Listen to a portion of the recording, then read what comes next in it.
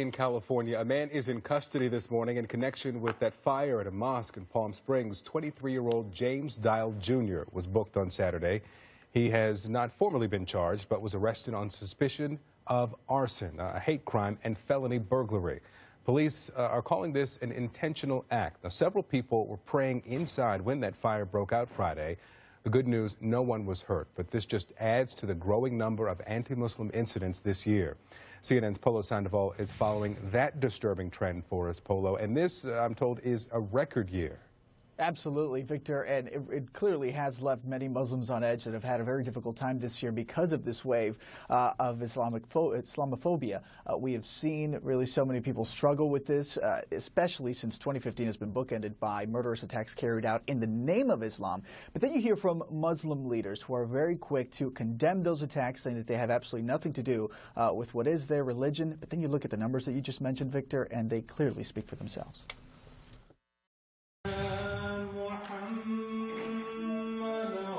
2015 will likely see the most anti-Muslim incidents in the U.S. since the 9/11 terrorist attacks, according to some experts.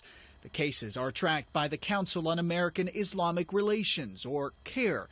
The group's data shows mosques and Islamic centers have been targeted by vandals at least 63 times this year. That number doesn't compare to what some Muslims truly face, according to CAIR's New York chapter president. Not even close. I'd probably say maybe less than 10%, not even close to what's actually happening in the streets. Arson investigators believe a fire at a mosque in Coachella, California was intentionally set on Friday. Worshippers clung to their faith, left to pray on the sidewalk. Have you seen the brothers over there had praying on the outside? That's one of the obligations that we do. We pray. We do our prayers. They had to do over here on the dirt, not on the rug, but that's what we do. 23-year-old Carl James Dial was arrested and charged with committing that hate crime. A separate incident investigated by the FBI was caught on camera in Philadelphia.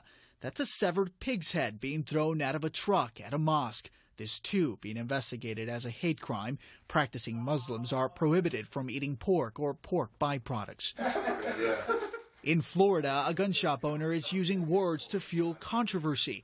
About $25 will get you one of his signs establishing a Muslim-free zone. We don't know who their ties are. We don't know who these people are coming overseas. Andrew Hallinan calls his signs a novelty and, quote, something humorous.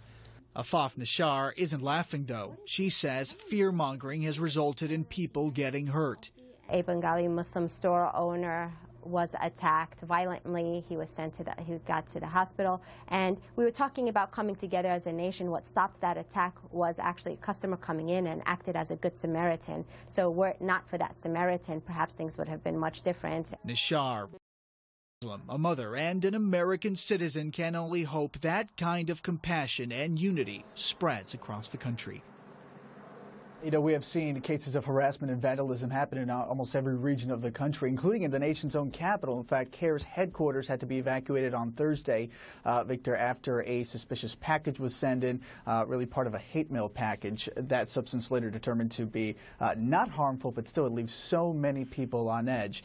Muslims are trying to fight back against this Islamophobia. All right. Polo Sandoval for us this morning. Thank you so much.